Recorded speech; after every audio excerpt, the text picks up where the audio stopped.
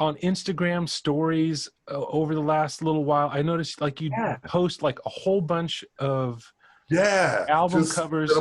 Yeah. And then I noticed, well, they're kind of also connected to Spotify playlists you've been making. And it always starts with a couple things I know. I'm like, yeah, okay, I know that. And then it's like, wait, who is that? What record is that? Bricks in My Pillow? What is that? So how did you cultivate such a deep knowledge of the music?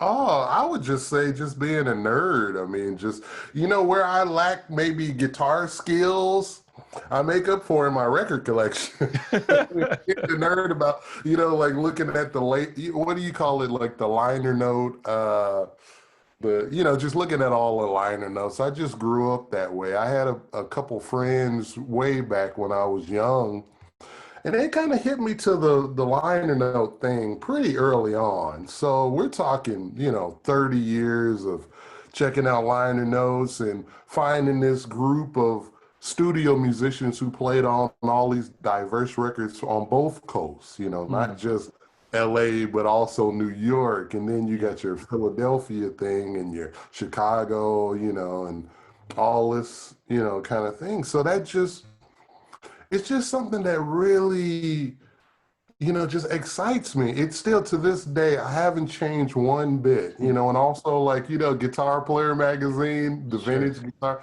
collecting those things so you can kind of cross-reference and stuff, I'm just into that, and it could be, when I first started, it could be like, say, any guitar player. If it was good, it was good. Right. If I didn't care for it, I didn't care for it as much. But, now the older I get, the more I'm starting to come back around to that. I guess you always kind of come back to the garden, maybe. Mm-hmm.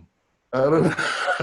I don't know. It's basically just going back to the things that excited me about live music when I first was old enough to drive my little Nissan Sentra to see live music, Right. I mean, and that was blues. Now, I used to go see everybody, jazz, everything, but blues was the thing that really resonated with me because it was just live, it was loud, it was people just sweating, and it was amazing, So that's I just really, internalized that. So I wanted to just kind of pay my respects to blues and, kind of like marry then to now because my pathway led me back to the things that got me excited about music in the first place. So that's kind of it. And I recorded it in LA.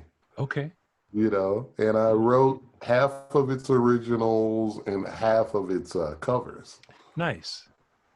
And I can tell you way more about it very soon, I promise. Okay.